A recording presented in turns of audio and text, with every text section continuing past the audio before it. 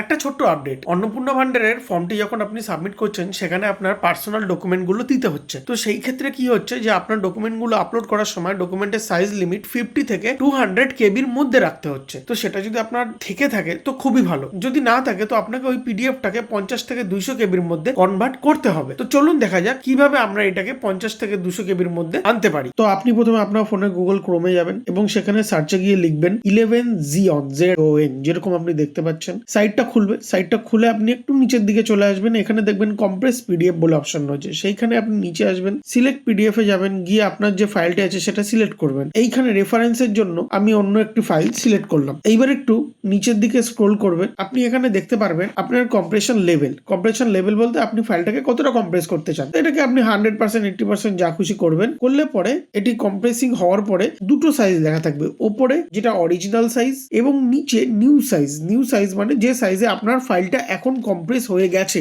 Download করলে এই সাইজে ডাউনলোড হবে। তো আমার পিডিএফটা ছিল 471 কেবির, এটা ওখানে আপলোড করা যেত না, এখন নতুন সাইজে এটা চলে এসছে 168 কেবিতে। তো এখন এটা অবশ্যই আপলোড করা যাবে এবং আপনি ডাউনলোড বাটনে ক্লিক করলে ফাইলটি ডাইরেক্ট ডাউনলোড হয়ে যাবে কোনো ঝামেলা ছাড়া। ভিডিওটি ভালো লেগে থাকলে চ্যানেলটিকে অবশ্যই সাবস্ক্রাইব করুন। আমি এরকম ছোট ছোট ইনফরমেটিভ ভিডিও আপনাদের জন্য প্রায় প্রত্যেক দিনই আনার চেষ্টা করি। ধন্যবাদ।